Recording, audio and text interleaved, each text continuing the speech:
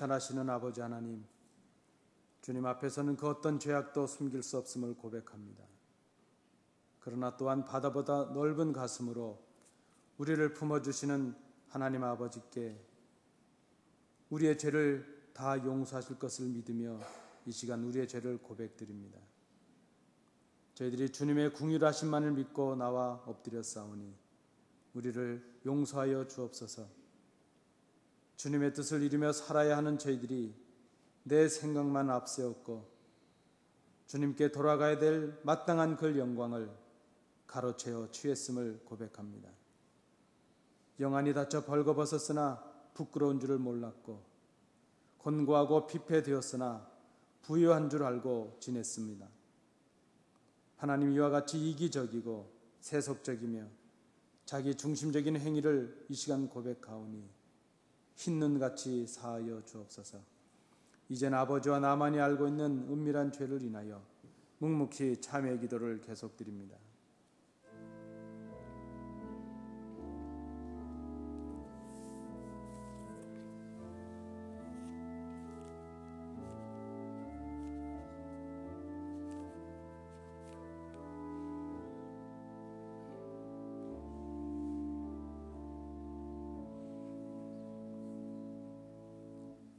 예수께서 이르시되 나도 너를 정죄하지 아니하노니 가서 다시는 죄를 범하지 말라. 이제는 사도신경으로 우리의 신앙을 하나님 앞에 고백하겠습니다. 전능하사 천지를 만드신 하나님 아버지를 내가 믿사오니 그 외아들 우리 주 예수 그리스도를 믿사오니 이는 성령으로 잉태하사 동정녀 마리아에게 나시고 본디오 빌라도에게 고난을 받으사 십자가에 못 박혀 죽으시고 장사한 지 사흘 만에 죽은 자 가운데서 다시 살아나시며 하늘에 오르사 전능하신 하나님 우편에 앉아 계시다가 저리로서 산자와 죽은 자를 심판하러 오시리라. 성령을 믿사오며 거룩한 공회와 성도가 서로 교통하는 것과 죄를 사하여 주시는 것과 몸이 다시 사는 것과 영원히 사는 것을 믿사옵나이다. 아멘.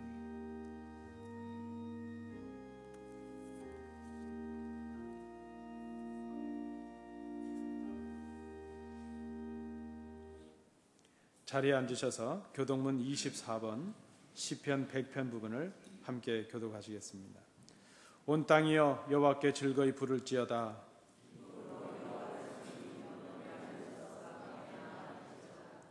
여호와가 우리 하나님이신 줄 너희는 알지어다.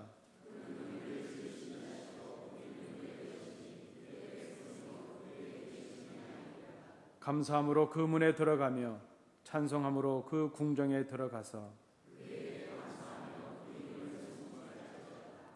여호와는 선하시니 그 인자심이 영원하고 아멘.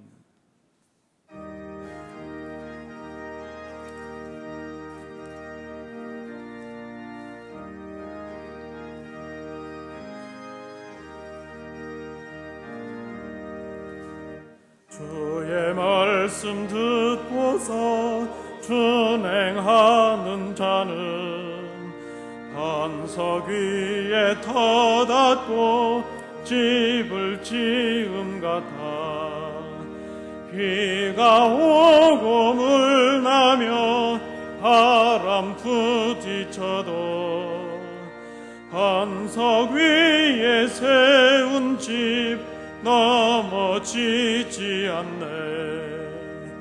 잘 짓고 잘 짓세 우리 집 잘 짓세 만세 반석 위에다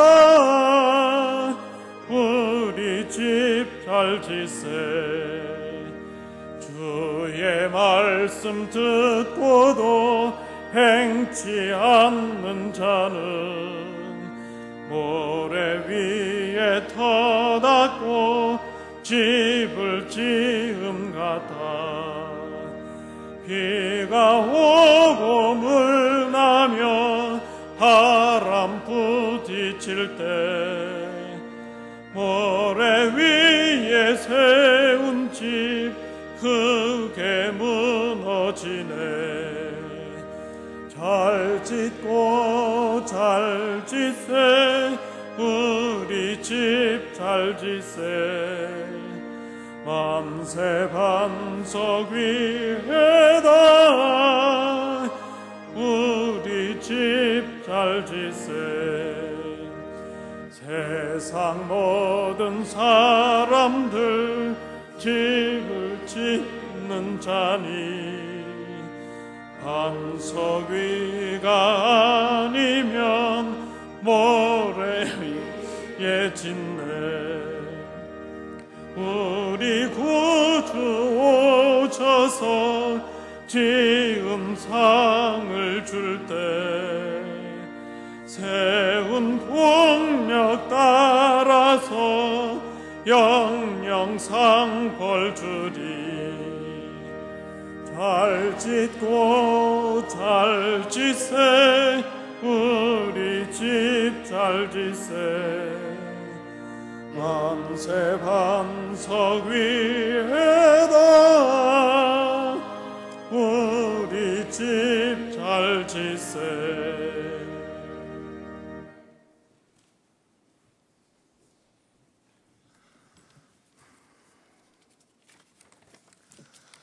사랑이 풍성하신 하나님 아버지, 주님의 큰 은혜에 감사하며 이 자리에 경배드리러 나왔습니다.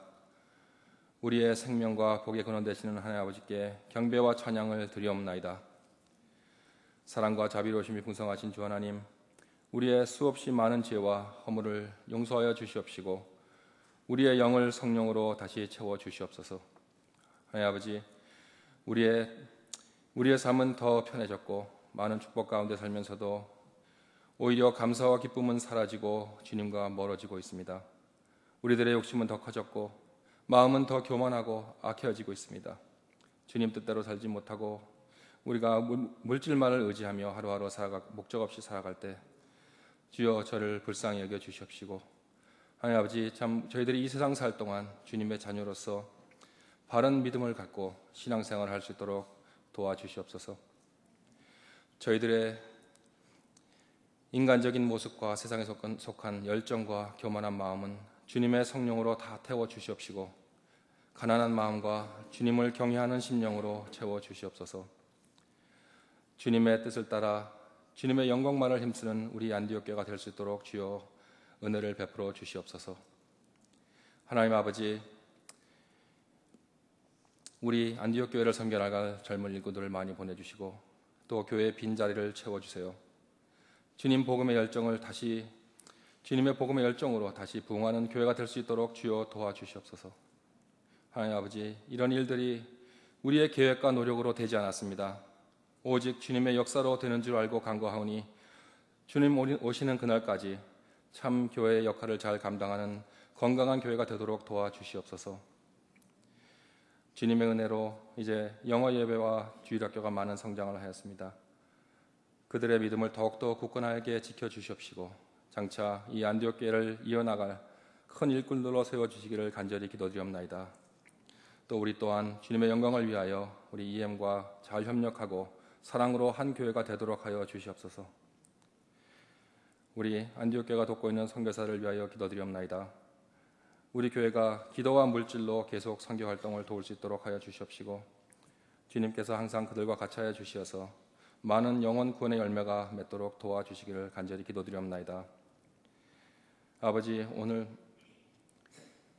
우리들의 연약함과 필요한 것을 다 아시오니 항상 저희들을 권고하여 주시옵시고 우리들을 축복하여 주셔서 성령 충만하고 육신이 강건하며 물질적으로도 필요에 따라 채워주시기를 간절히 기도드리옵나이다.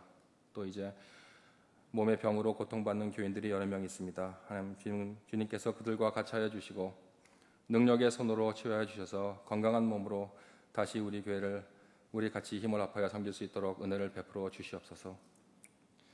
아버지, 오늘 드리는 우리의 예배와 찬양을 기쁘게 받아 주시옵시고 성령님께서 함께하여 주시어서 저희의 심령이 새로워지고 주님과 더욱더 가까워지는 축복의 예배가 되도록 은혜 내려 주시옵소서. 오늘 또 말씀을 전하실 목사님께 성령의 은혜를 더하여 주시고 그 말씀을 통하여 우리 성도들이 새롭게 주님의 뜻을 깨닫고 은혜를 받는 시간이 되도록 하여 주시옵소서. 이 시간 같이 드리는 주일 예배와 영어 예배에도 같이 하셔서 모든 찬양과 경배를 기쁘게 받아주시기를 간절히 기도드리옵나이다. 감사하며 이 모든 말씀 주 예수 그리스도 이름으로 기도드립니다. 아멘.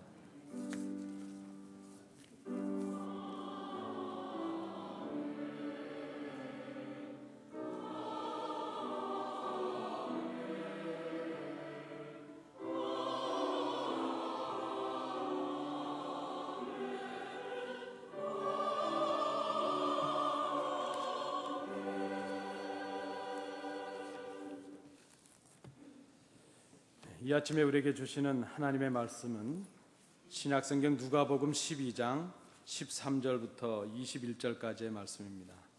신약성경 114면입니다. 신약성경 115면 누가복음 12장 13절부터 21절까지의 말씀 우리 교독으로 봉독하시겠습니다. 무리 중에 한 사람이 이르되 선생님 내 형을 명하여 유업을 나와 나누게 하소서 하니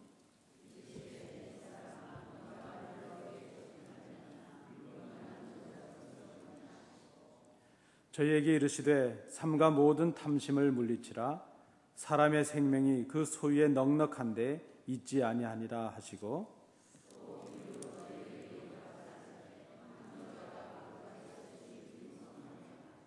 심중에 생각하여 가로되 내가 곡식 쌓아둘 곳이 없으니 어찌할꼬 하고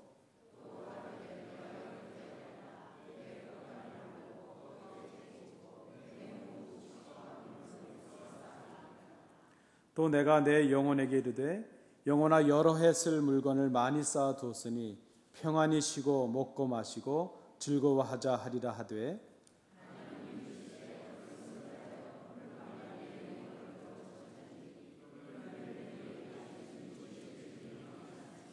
함께 보시겠습니다. 자기를 위하여 재물을 쌓아두고 하나님께 대하여 부여치 못한 자가 이와 같으니라. 아멘.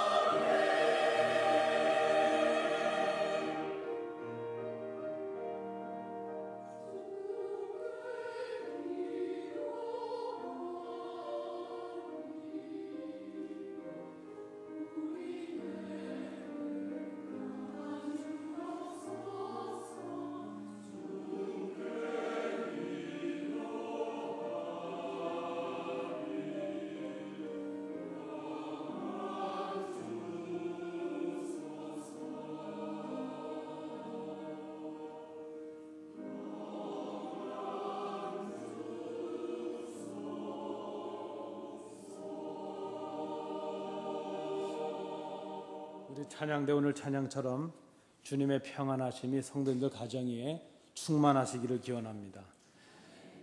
여러분 잘 아시는 소설 중에 별이라는 제목의 소설이 있습니다. 알퐁스 도데라는 분의 단편 소설입니다.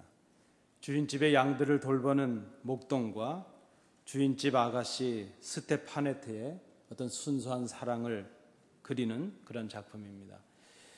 여러분 혹시 기억을 되살려드리기 위해서 제가 잠시 내용을 소개해드린다면, 외딴 곳에 홀로 떨어져서 주인의 양을 돌보는 젊은이가 있었습니다. 2주에 한 번 정도 주인집 하인들이 양식을 가져다 주면서 그저 동네 소식을 전해주는데, 그것을 듣는 것이 그에게 유일한 낙이었습니다.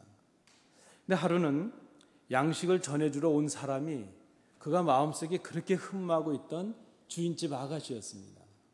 그 아가씨는 그 음식을 내려놓고 이제 돌아가려고 하는데, 마침 그 동네에 큰 소나기가 내려서 건너가야 될 강물이 이제 불어나고 말았습니다. 그래서 그 아가씨가 집으로 돌아가지 못하고 어쩔 수 없이 이 목동이 머물고 있는 그 산중의 막사에서 하룻밤을 지내게 됐다는 것입니다. 그리고 이제 그 목동은 자기가 외로울 때마다 그렇게 바라보던, 그래서 이제는 익숙해진 별들의 이야기를 그 아가씨에게 들려줍니다. 그 이야기를 듣던 아가씨가 마음이 편해졌는지 그 목동의 어깨를 기대고 사르르 잠이 들어버리고 말았습니다. 이 목동이 그 아가씨가 행여 깰까봐 그저 움직이지도 못하고 밤새도록 그 자리에서 이제 아가씨를 지키며 밤을 지새게 되었다는 그런 내용의 소설입니다. 여러분 기억이 나십니까? 저는 이 소설을 처음 중학생 때 읽었습니다. 그리고 얼마나 마음이 설렜는지, 우리 집사람이 들으면 안 되지만 그때 마음에 뒀던 그 여학생을 생각하면서 가슴 한켠이 설레는 그런 경험이 있었습니다. 지금은 제가 집사람을 볼 때마다 마음이 설레고 있습니다. 나에게도 이런 순수하고 아름다운 사랑이 찾아오겠지. 밤하늘의 별들을 바라보듯이 아름다운 사랑의 꿈을 키웠던 그런 기억이 남겨져 있습니다. 대학생이 되어서 이 소설을 다시 읽어보았습니다. 어릴 때 가졌던 그 감동을 떠올리면서 다시 읽었습니다. 여전히 그 주인공 그 마음속에, 그 주인공 목동의 마음속에는 그 아름다운 그 아가씨, 사랑스러운 그 아가씨가 여전히 눈부시고 아름다운 사람으로 가슴에 남겨져 있긴 합니다. 그런데 이제 감히 넘볼 수 없는 그 수많은 하늘의 별과 같은 그런 존재가 돼버리고만 그 아가씨를 바라보면서 현실이라는 벽을 느끼는 그런 감정을 갖게 되었습니다. 한 26살인 대학생이 되고 보니까 아무리 사랑해도 넘을 수 없는 현실의 벽이 있는 거구나 하는 그런 생각을 해보았습니다. 이제 40의 나이를 넘기고 정말 말하는 대로 내일이면 50이 될 나이가 되어서 이 설교를 준비하면서 다시 한번 이 소설을 읽어보았습니다. 전과는 또 다른 뭔가를 느끼게 되었습니다. 어릴 때 읽었던 때와는 다른 그런 해석과 상상과 이해를 경험하게 되었습니다. 그리고 그런 생각을 해보았습니다. 지금의 젊은이들에게 이런 일이 생긴다면 이 소설이 어떤 내용으로 바뀔까? 지금 이 세대에서 이런 소설이 쓰여진다면 어떤 내용으로 바뀔까 하는 그 생각을 해보았습니다. 시간의 변화 속에서 같은 책을 읽으면서도 삶에 대한 이해가 더 넓어지고 있구나 하는 그런 생각이 들기도 하고, 또 한편으로는 훨씬 더 세상의 때에 물들어 버린 제 자신을 발견하는 그런 시간이 되었습니다. 여러분, 우리가 이 성경을 읽으면서도 이런 경험을 할 때가 있습니다. 같은 본문인데 감동이 다르고 이해하는 것이 다릅니다. 젊을 때 읽었을 때가 다르고 나이가 지긋해졌을 때 읽는 그 본문의 이해가 달라집니다. 슬플 때가 다르고 기쁠 때가 달라지는 것을 우리가 경험합니다. 오늘 본문을 통해서 저는 그런 경험을 여러분들께 나누고 싶습니다. 한창 혈기가 왕성할 때에 읽은 이 본문은 있는 자들의 이기심과 사회적인 약자들에 대해서 무책임한 그것을 비판하는 중요한 근거의 본문이 저에게 되었습니다. 목사로서의 사역을 시작하면서 읽은 이 본문은 성숙하고 충성스러운 성도들의 신앙과 삶을 위해서 성도들을 체근하는, 교훈하는 중요한 본문이 되었습니다. 그러나 제가 다시 지금 읽은 이 본문은 또 전혀 다른 이해를 하는 경험을 저에게 주고 있습니다. 물질의 어떤 필요와 어떤 그 유혹 앞에서도 정말 당당할 것만 같았던 그 20대의 그 용기는 이미 사라지고 없는 것을 제가 고백합니다. 물질 앞에서 내 마음조차도 어쩔 수 없는, 어쩌지 못하는 연약한 자신을 스스로 발견하게 되었습니다. 성도님들에게 담대하게 교훈해야 된다던 그렇게 외치던 권위 있고 용기 있던 가르침도 이제들은 성도들의 삶의 현장에 대한 이해와 그리고 그 삶의 현실 속에서 연약해버린 제 자신을 발견하면서 스스로 주저하게 되는 그런 모습을 발견하게 되었습니다. 남편이 되고 두 아이의 아빠가 되고 그리고 나서 지금 다시 읽은 이 본문은 그저 신앙과 삶의 현실이라는 처절한 싸움터에서 그저 저로 하여금 깊은 고민에 빠지게 하는 그런 본문이 되었다는 고백입니다. 오늘 본문에 보면 예수님의 주변에 모여있던 많은 사람들 중에 한 사람이 주님께 나와서 이렇게 청을 합니다.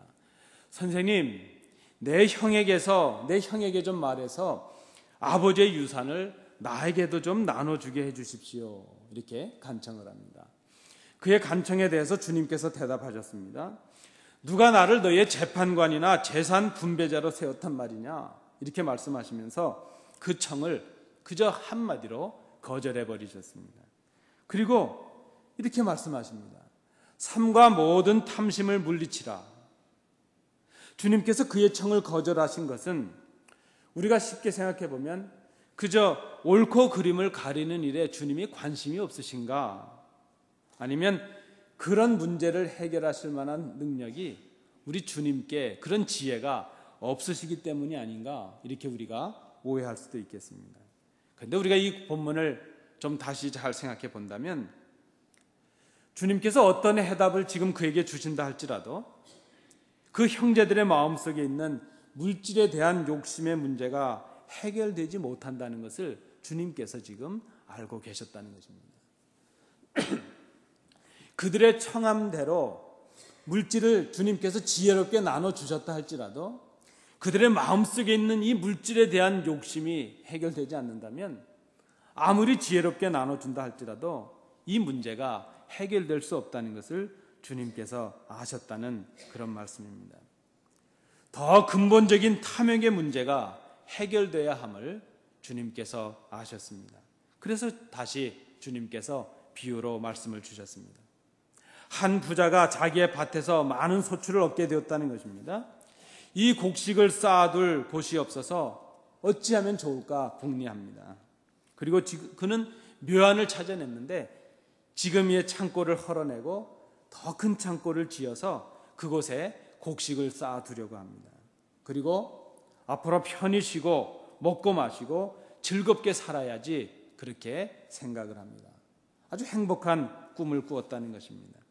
그런데 이 부자를 보시던 하나님께서 이렇게 말씀을 하십니다. 이 어리석은 자야, 오늘 밤에 내 영혼을 도로 찾으리니 그러면 내가 너를 위해 준비해 쌓아둔 이 재물들이 누구의 것이 되겠느냐, 그렇게 말씀을 하십니다. 자기를 위하여 재물을 쌓아두고 하나님께 대하여 부여하지 못한 자가 바로 이 어리석은 부자와 같다, 주님께서 말씀을 하셨습니다. 그런데 여러분, 제 고민이 바로 여기에 있습니다. 20대 읽었던 이 본문의 말씀은 어리석은 부자같이 살아서는 안 된다는 그 말씀으로 쉽게 결론을 낼 수 있었습니다. 그리고 나는 갖지 못했기에 가진 자들을 향해서 가진 자의 책임을 다하라고 그저 목소리를 높이며 외칠 수도 있었습니다. 그런데 지금 다시 읽게 되는 이 본문을 통해서 제가 고민하는 것이 바로 이것입니다. 이 사람이 정말 어리석은 사람인가 하는 것입니다. 아니, 이 사람의 삶의 방법이 지혜롭지 않는가 하는 것이 지금의 제 솔직한 생각입니다. 이것 때문에 지금 제가 고민하고 있습니다. 오늘 본문을 살펴보면 그는 비록 자신의 재물에 좀 집착하고 있긴 하지만 그는 부정한 방법으로 재산을 모은 사람이 아닙니다. 그는 열심히 일을 한 사람입니다. 여러분, 그런 말이 있지 않습니까? 땅은 정직하다 하는 말이 있지 않습니까? 지금 그는 밭에서 소출을 거뒀다고 그랬는데 얼마나 열심히 일했겠습니까? 땅은 일한 만큼 정직하게 그 결과를 나타내지 않겠습니까? 여러분, 우리 교회 농장이 하나 있지 않습니까? 가끔 보시면 지금 고추도 달렸고 오이도 있고 토마토도 있습니다. 그런데 여러분, 저도 지금 몇 번 얻어먹기는 했지만 먹을 때마다 마음 한켠이 찔립니다. 그 작은 고추 하나, 오이 하나 열리기 위해서 우리 그 장로님, 권사님이 얼마나 수고하시는지 모릅니다. 떼약볕에 나와서 흙을 걸러야죠. 잡초를 뽑아야죠. 물을 때 맞춰서 물을 줘야죠. 정직하게 수고한 것만큼, 하신 것만큼 지금 거기에 열매가 그렇게 열려져 있습니다. 열매가 열린 만큼 두 분의 수고가 있고 땀이 있었습니다. 땅은 정직합니다. 지금 그가 소출을 거두었는데 그것은 그의 수고의 결과였습니다. 마땅히 거둘 수 있는 결과였고 열매였다는 말씀입니다. 그래서 그가 수고해서 거둔 것을 가지고 미래를 위해 준비하기 위해서 창고를 짓고 그것을 이제 보관하겠다는 생각은 참으로 지혜로운 생각임에 틀림이 없습니다. 참으로 잘한 일입니다. 여러분, 우리 모두가 이렇게 살아가기 위해서 지금 애쓰고 있지 않습니까? 아니, 우리가 이렇게 살아가는 것이 우리가 가지고 있는 소박한 꿈 아니겠습니까? 그런데 하나님께서 이 사람을 향해 어리석은 사람이라 이렇게 말씀을 하십니다. 이 어리석다는 이 단어, 어원적인 의미가 생각이 없다 하는 그런 의미입니다. 이렇게 수고하고 이렇게 지혜롭게 살아가고 있는데 이 생각 없는 사람아, 이 어리석은 사람아, 이렇게 지금 하나님께서 책망을 하고 계십니다. 그렇다면 우리가 우리의 생각과는 다른 그 무엇이 있지 않겠는가 하는 것을 생각해 볼 필요가 있습니다. 오늘 본문을 좀 더 깊이 생각해 보면서 왜 하나님께서 이 부자를 향하여 어리석다 하시는가, 세 가지 이유를 찾아보았습니다. 첫째는 부자는 자기 중심으로 살아가는 사람이었다는 것입니다. 그의 삶의 주인이 자기 자신입니다. 인생의 계획과 목적과 모든 것이 철저히 자기 중심으로 살아가는 사람입니다. 17절과 18절을 보시기 바랍니다. 거기에 보면 얼마나 이 사람이 자기 중심적인 사람인가 하는 것이 나타납니다. 그저 온통 자기 자신으로, 자기라는 말로, 나라는 말로 가득 차 있습니다. 내가 곡식을 쌓아둘 곳이 없다 어찌할꼬, 내가 이렇게 하리라, 내가 내 곡간을 헐고 더 크게 짓고 내 모든 곡식을, 내 모든 물건을 거기 쌓아두리라. 살아가는 이유가 자기 자신입니다. 온통 자기 자신 외에는 보이지 않는 그런 사람입니다. 물질을 허락하시고 수고의 열매를 거두게 하신 하나님께 대한 생각은 조금도 없는 사람입니다. 그 물질을 허락하신 그 특권과 사명으로 인해서 이웃에 대한 배려도 보이지 않습니다. 그저 자기 자신뿐입니다. 자신의 편안함, 자신의 인생을 즐기는 것, 그것이 자기의 관심입니다. 제가 한번 그렇게 생각해 보았습니다. 이 사람에게 복음서가 있다면 사복음서 외에 하나가 더 있을 텐데 내가 복음이겠구나 하는 생각을 해보았습니다. 그저 자기 자신, 자기 중심으로 살아가는 사람, 그 사람을 향해서 하나님께서 어리석은 사람아 말씀하셨습니다. 두 번째, 이 부자는 물질과 시간의 주인이 자기 자신이라고 지금 생각을 하고 있습니다. 자기의 손에 있는 물질이 자신의 것이라고 생각을 했습니다. 자기 마음대로 처분하고 쌓아둘 수 있다고 생각을 합니다. 현재 내가 준비하면 행복한 미래가 보장될 것이라 그렇게 생각을 합니다. 그러나 그가 차마 미처 깨닫지 못한 것이 있고 생각하지 못한 것이 있습니다. 자기의 생명이 자기의 가진 소유에 넉넉한 데 있는 것이 아니라는 것을 그가 깨닫지 못했습니다. 자기의 생명의 주인이 하나님이신 것을 그가 알지 못했습니다. 자기가 지금 누리고 있는 시간의 주인이 바로 하나님이신 것을 그가 알지 못했다는 것입니다. 자신이 하나님의 것이기에 자기가 가진 모든 것이, 자기의 손에 있는 모든 것이 하나님의 것이라는 것을 그가 깨닫지 못했습니다. 물질의 준비로 미래가 보장되고 행복할 것이라는 잘못된 생각을 했습니다. 그가 그것을 깨닫지 못했습니다. 자기의 생명의 끝난 날이, 그 죽음이 임박해 있고 자기의 재물로는, 자기의 소유로는 그 생명을 구원할 수 없다는 것을 그가 알지 못했다는 것입니다. 세 번째, 이 부자가 어리석은 이유는 그 재물을 땅에 쌓는 사람이었기 때문입니다. 마태복음 6장 19절 말씀해 보시면 너희를 위하여 보물을 땅에 쌓아두지 말라. 거기는 좀과 동럭이 해하며 도적이 구멍을 뚫고 도적질하느니라 말씀하고 있습니다. 부자는 자신을 위하여 재물을 이 땅에 쌓았습니다. 자신도 영원하고 그 물질도 영원할 것이라 생각을 했습니다. 그리고 스스로 만족하며 나는 부유하다 생각을 하고 있습니다. 그러나 그것은 부유가 아니고 어리석음이었다는 사실입니다. 어리석은 자여, 오늘 밤에 내 영혼을 도로 찾으리니 그러면 내 예배한 것이 누구의 것이 되겠느냐. 오늘 저는 이 비유의 말씀을 들으면서 다시 한번 이 생각을 해봅니다. 주님께서 이 비유를 하신 그 이유는 지금 형의 재산, 아버지의 유산을 나누게 해달라는 그런 요구를 하고 있는 그 사람을 향해서 교훈으로 주시는 말씀입니다. 이 땅의 재산을 나누게 하라는 그 사람의 탐심을 교훈하기 위해서 지금 주님께서 이 비유의 말씀을 주십니다. 그런데 여러분, 유산을 나눠 달라고 주님께 나와 간청하고 있는 그 사람의 모습 속에 바로 우리의 모습이 보여지고 있습니다.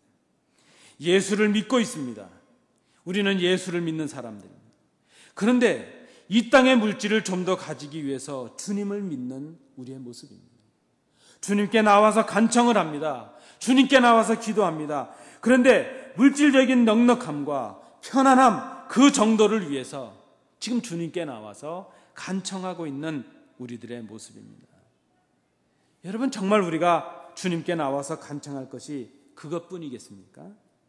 우리의 영생의 문제, 우리의 죄의 문제를 해결하러 오신 주님 앞에 우리의 주인이 되셔서 우리를 하나님의 나라로 인도하실 그 주님 앞에 나와서 그저 주님을 우리 삶의 몇 푼이나 좀 더 보태주시는, 우리의 좀 더 편안한 삶을 위해서 이 땅의 문제 정도나 해결해 주시는 그 정도의 도우미로 믿고 있는 어리석은 모습이 이 사람의 모습 속에 보여지고 있다는 그 말씀입니다. 주님 앞에 나와 간구하면서도 그저 우리의 탐심을 해결해 주시는 그 정도의 주님으로 알고 나와서 고백하고 있습니다. 그래서 주님께서 지금 이 땅의 삶으로 끝날 삶이 아니기에 비유로 이 말씀을 그에게 주고 계십니다. 아니, 지금 바로 우리에게 이 말씀을 주고 계신 것입니다. 결국 어리석은 사람은 탐심을 해결하지 못한 사람입니다. 그 주님 앞에 나와서도 영생의 문제를 바라보지 아니하고 하늘의 보화를 바라보지 못하고 여전히 이 땅의 문제, 이 땅의 물질의 문제에 국한되어서 주님을 그저 값싼 도우미로 만들어버리는 어리석은 모습이 우리 속에 있다는 그런 말씀입니다. 여러분, 어떻게 하면 우리가 탐심을 해결할 수 있겠습니까? 어떻게 하면 우리가 주님께 나와서 정말 마땅히 구해야 될 바를 구하는 성숙한 주의 자녀들이 될 수 있겠습니까? 세 가지로 본문을 통해서 찾아봅니다. 첫째는 하나님 중심으로 살아가자 하는 것입니다. 하나님 중심의 삶을 살자 하는 것입니다. 자기 중심으로 사는 것이 탐욕의 첫 출발이 되었습니다. 그렇다면 하나님 중심으로 사는 그 삶이 바로 우리의 탐욕을 버리는 첫 출발이 될 수 있다는 것을 우리가 기억해야 될 것입니다. 물질을 주신 분이 하나님이심을 고백하는 것입니다. 그 물질 속에 하나님의 영광을 위한 뜻이 있음을 우리가 기억하는 것입니다. 우리의 계획과 우리의 삶의 목적의 그 중심에 하나님이 계시도록 하는 것입니다. 하나님의 영광을 위하여 그의 삶의 목적이 있고 존재의 이유가 있는 것을 깨닫고 살아가는 사람, 그 사람이 바로 하나님을 중심으로 사는 사람입니다.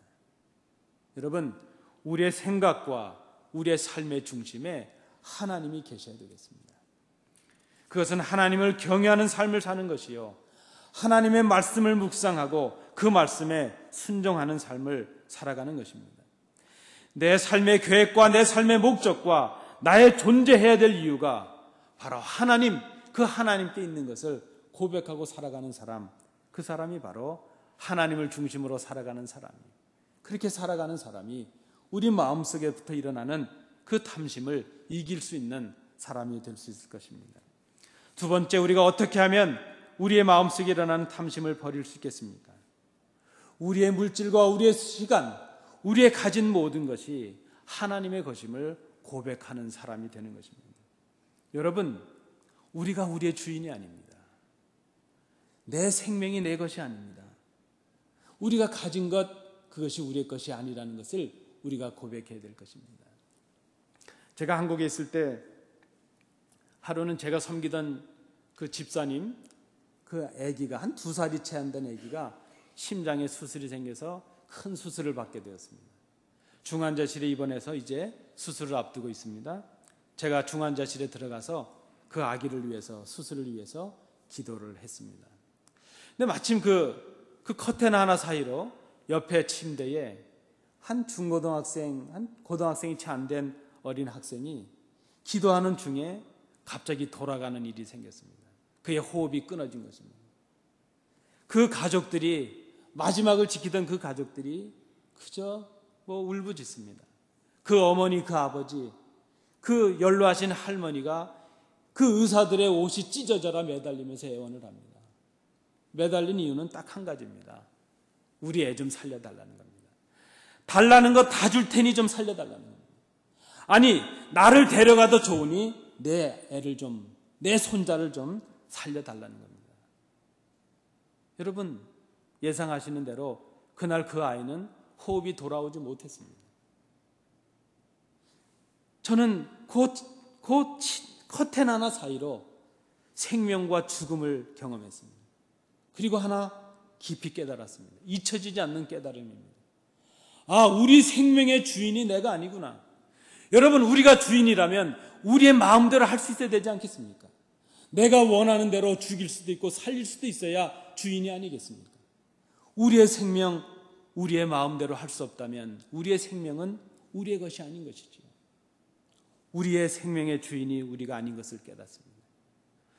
우리의 주인이 우리가 아닌 것을 깨닫습니다. 우리의 주인은 하나님이시요, 우리의 생명의 주인은 하나님이십니다. 우리가 가진 물질의 주인이 하나님이신 것을 고백하는 사람, 그 사람이 바로 탐심에서 떠나는 사람이 될 수 있습니다.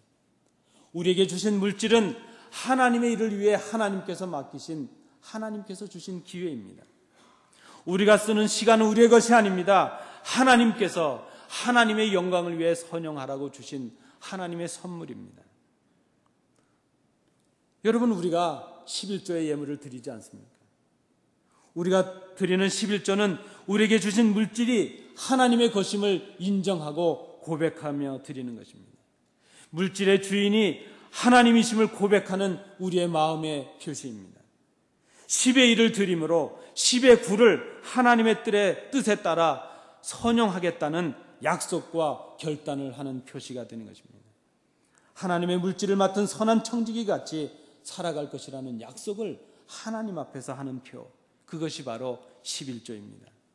그래서 11조는 하나님의 것을 하나님께 드리는 것이요, 우리의 물질과 재능과 시간, 우리에게 주신 모든 것이 하나님의 것임을 고백하고 맡기신 모든 것을 하나님의 뜻에 따라 선용하겠다는 것을 결단하며 드리는 것이 바로 우리의 11조가 아니겠습니까?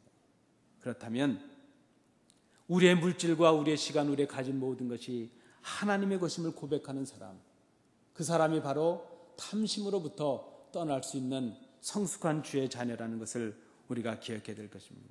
세 번째, 우리가 어떻게 하면 탐심을 버릴 수 있겠습니까? 우리가 하나님께 대하여 부유한 사람들이 되는 것, 이렇게 말할 수 있습니다. 하나님께 부유한 사람은 그 재물을 하늘에 쌓는 지혜로운 사람이라 말씀합니다.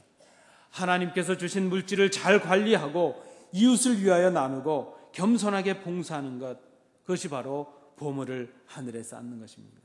그것이 바로 내 것입니다. 여러분, 지금 우리 손에 가지고 있다고 이것이 내 것이 아닙니다. 우리가 호흡하고 있다고 이 생명이 우리의 것이 아닌 것처럼 내 주머니에 있고 내 통장에 들어있다고 해서 그것이 내 것이 아닙니다. 내가 지금 이만큼 건강하다고 해서 이 건강이 내 건강이 아니라는 말씀입니다. 하늘에 쌓은 것이 내 것입니다. 주를 위해 드린 것, 그것이 내 것입니다. 연약한 형제들을 돌보고 그들에게 베푼 것, 그것이 바로 내 것이라는 것을 우리가 기억해야 될 것입니다. 여러분, 저는 부족했지만 전임 교역자로서 20여 년이 넘는 시간을 교회를 섬겨왔습니다. 그리고 스스로 생각해 봅니다. 20년쯤 되었으면 이제는 익숙해질 만도 하고 좀 편해질 만도 하지 않겠는가. 처음 교역자의 길을 시작했을 때 저는 참으로 거침없는 설교자였습니다.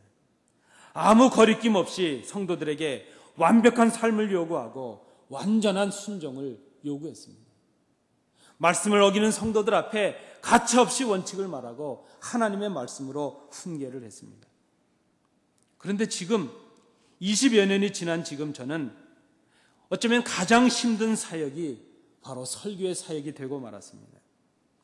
성경의 이해는 더 깊이를 더했다고 감히 말씀을 드릴 수 있습니다. 삶의 이해도 더 넓어져 가는 것 같습니다. 그런데 설교는 점점 어려워지고 있습니다. 말씀을 전하고 있긴 한데 가장 먼저 들어야 될 경청자가 바로 저 자신인 것을 깨닫기 때문입니다. 하나님의 말씀을 알면 알수록 그 말씀에 채 따르지 못하고 있는 제 부족이 자꾸 보여지기 때문입니다. 성도들에게 말씀을 전하고 순종을 선포하고 있지만 가장 먼저 순종해야 될 사람이 저 자신이라는 것을 제가 깨닫기에 설교가 힘들어지고 있습니다. 설교가 한번 전해지고 한번 들려지는 소리로 끝나지 말아야 될 것을 알기에 설교자가 된다는 것이 힘들고 설교한다는 것이 힘들고 설교를 들어야 된다는 것이 점점 힘든 그 경험을 지금 하고 있습니다. 설교를 통하여 우리의 삶이 변하고 하나님의 기뻐하실 뜻에 순종하는 삶의 열매가 나타나야 되기에 설교하는 것이 어렵고 설교 듣는 것이 어렵습니다. 삶의 현장에서 처절한 고민과 싸움과 결단이 있어야 하기에 설교가 어렵습니다. 우리의 신앙의 생활이 점점 어려운 이유가 있다면 우리가 점점 주님을 닮아서 우리가 정결해지는 이유가 아닌가 생각합니다. 주님을 닮아가면 닮아갈수록 세상과 결별해야 될 순간이 다가오고 있습니다. 주님을 닮아가면 닮아갈수록 세상과 싸워야 하고 세상의 불의와 싸워야 하고 그 갈등 속에서 고민해야 되기 때문에 말씀 듣는 것이 힘들고 설교 듣는 것이 힘들게 되었습니다. 말씀에 대한 순종은 철저한 삶의 변화를 요구하기에 신앙과 삶의 현실에서 처절한 싸움을 해야 되고 고민을 해야 되고 갈등을 해야 되고 그래서 설교 듣는 것이 힘들고 설교하는 것이 힘들게 되었습니다. 여러분, 설교 듣는 것이 힘드십니까? 여러분, 설교하는 이 설교자가 얼마나 힘든지 모릅니다. 전에는 준비하는 게 어려웠는데 이제는 그 말씀을 전하고 이 강대상을 내려가기 전에 그 누구보다도 먼저 이 말씀 앞에 순종해야 될 사람이 제 자신인 것을 깨닫기에 설교하는 게 두려워지고 설교하는 게 힘들게 되었다는 그런 고백의 말씀입니다. 사랑하는 성도 여러분, 오늘도 우리는 하나님의 말씀과 우리 삶의 현실 사이에서 이중적인 삶을 살아가고 있습니다. 하나님의 말씀과는 다르게 여전히 내가 나의 주인이 되어 살아가고 있습니다. 내 삶의 중심에 내 자신이 있습니다. 내 물질이, 내 시간이 모두 내 것이라고 생각하며 그렇게 생각하고 살아가고 있습니다. 나를 위해서 시간과 물질과 건강을 사용합니다. 우리의 미래를 위해서 그렇게 살아가고 있습니다. 그렇게 하는 것이 마땅한 일이라고 생각합니다. 그리고 더 편안하고 더 갖기 위해서 하나님께 나와 기도합니다.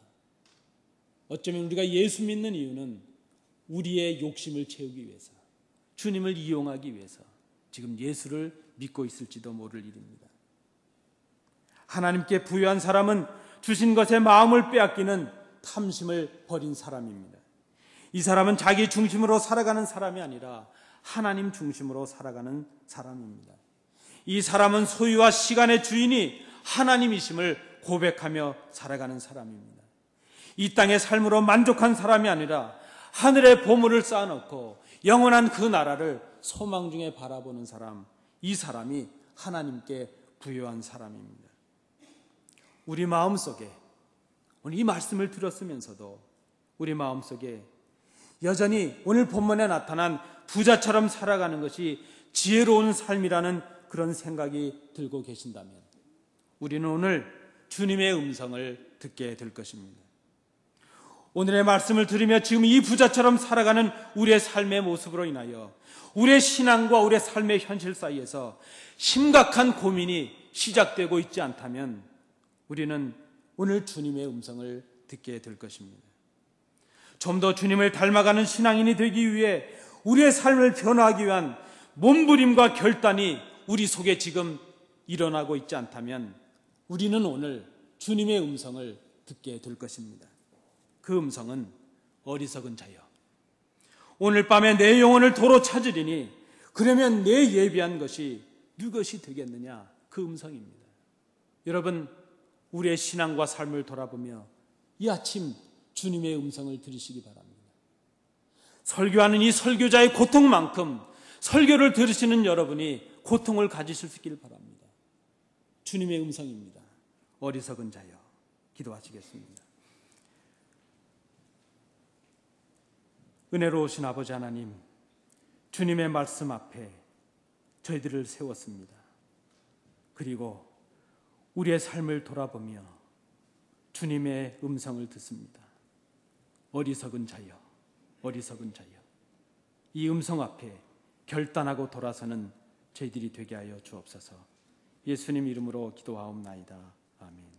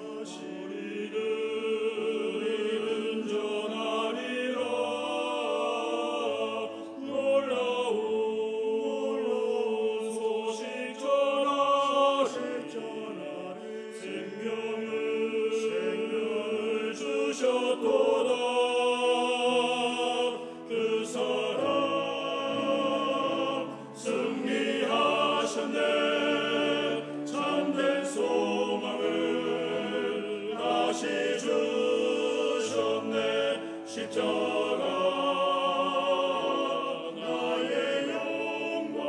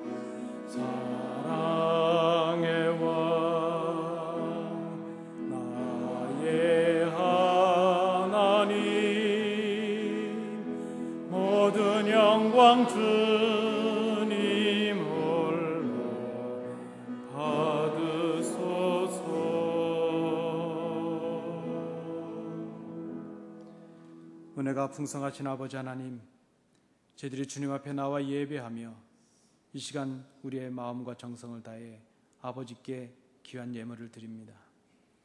우리에게 주신 모든 것이, 우리의 생명까지도 하나님의 것임을 고백하며 이 예물을 드렸습니다.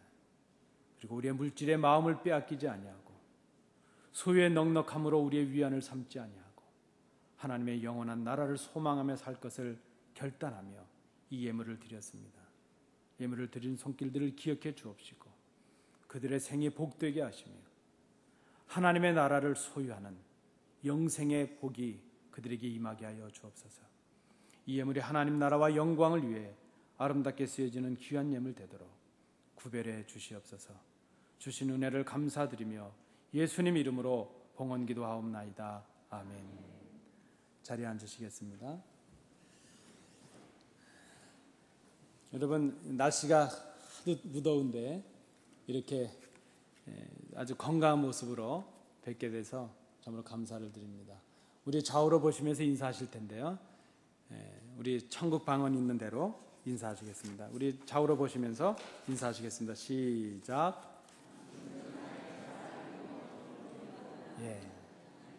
말로만 그러지 마시고 진정으로 그렇게 하셔야 되겠습니다. 오늘 우리 교회 꿈나무들이 찬양을 했지 않습니까? 거반 50이 다 된 분들도 있는데 아직까지도 꿈나무입니다. 우리 꿈나무들이 더 어려질 수 있도록, 우리 장로님 기도도 하셨지만 어려질 수 있도록 기도해 주시기 바라고. 왜 3040만 하실까요? 5060도 좀 특순하시고, 왜 남성분들만 하실까요? 좀 여성분들도 하시고, 왜 이렇게 집단으로만 하시나요? 가끔 부부도 나오셔서 좀 하시고요. 우리 사무실에 오시면 특순 신청하는 종이가 있습니다. 거기에 적으시면 언제든지 가능하시니까 부부로 하셔도 좋고 친구 간에 하셔도 좋고, 좀 서운하고 싸우셨는데 화해한 기념으로 하셔도 좋고, 어떤 이유든지 좀 특순의 찬양에 참여해 주시는 우리 성도님들 되시기 바랍니다. 주보를 참조해 주시기 바랍니다. 예배 마치고 바로 우리 재직회로 모이겠습니다. 여러분, 오랜 시간이 걸리지 않을 것입니다. 꼭 참석하셔서 우리 회의를 잘 진행할 수 있도록 해주시기 바랍니다. 다음 주에 우리가 내년 1년을 위해서, 올해 하반기부터 내년 1년을 위해서 선교 작정하는 일을 하도록 하겠습니다. 우리 기도하시면서 선교에 참여하실 수 있도록 해주시기 바라고요. 제가 재정에 관한 어떤 헌금일에 관해서는 제가 별로 관여하지 않지만, 이번에 선교에 관해서는요, 얼마나 이 목사가 집요한가 하는 걸 제가 보여드리겠습니다. 그래서 가능하시면 액수를 떠나서 우리 각 가정별로, 개인별로 다 선교에 참여하셔서 우리에게 주신 사명을 감당하시는 우리 성도님들 되시기 바랍니다. 비전 스쿨이 계속 진행되고 있는 것 위해서 기도해 주시고 협력해 주시기 바랍니다. 우리 환우들이 많이 계십니다. 특별히 감사하기는 우리 박현식 집사님 지난 주중에 수술 받으셨는데 건강한 모습으로 나오셔서 찬양에 또 참여하셨습니다. 박수로 한번 격려하시겠습니다. 고맙습니다. 그리고 우리 김명숙 권사님도 수술 받으셨는데 여전히 지금 예배 참석하시고, 또 지금 많은 박수 하시자고요? 박수하겠습니다. 감사합니다. 우리 환우들이 많이 계시지 않습니까? 그런데 다 하나님의 은혜로 지금 지나고 있습니다. 잘 회복되실 수 있도록 기도해 주시면 감사하겠습니다. 우리 다른 광고 없으시면 우리 다 일어나셔서 주님 찬양하고 예배를 마치겠습니다. 바로 재직회로 모이도록 하겠습니다.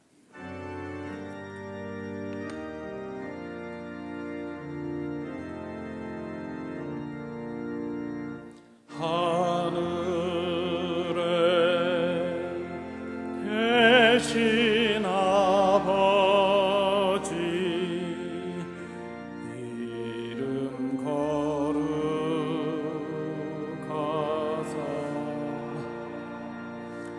주님 나라 임하시고 뜻이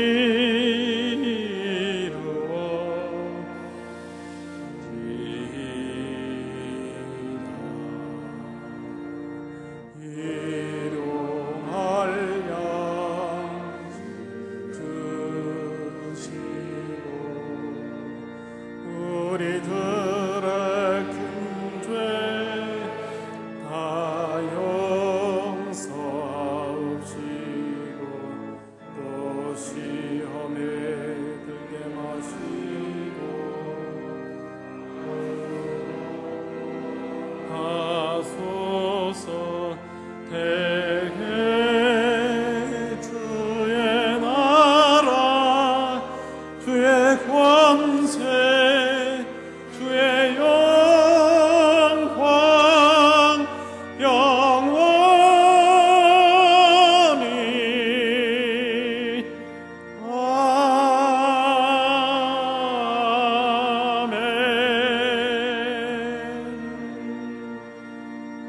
아멘. 은혜로우신 아버지 하나님, 오늘 저희들에게 크신 은혜 허락하셔서 저희들이 예배에 참여할 수 있도록 인도해 주심을 감사드립니다.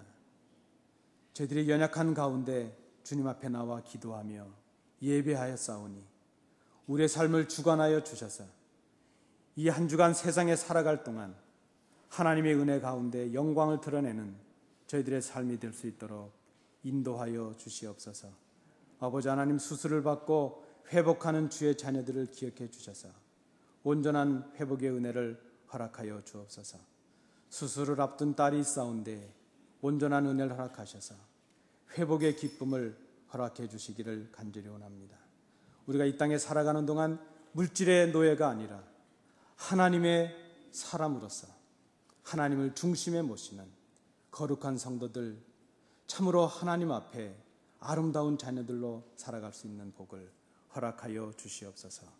은혜를 감사드리며 예수님 이름으로 기도하옵나이다. 이제는 예수 그리스도의 은혜와 하나님의 크신 사랑하심과 성령님의 교통하심이 하나님께 나와 예배하며 주시는 말씀을 통하여 어리석은 자의 자리에서 떠나 하나님을 기쁘시게 하는 지혜로운 삶을 살아갈 것을 마음에 결단하는 주의 자녀들 위해 항상 함께 계시기를 간절히 축원하옵나이다. 아멘.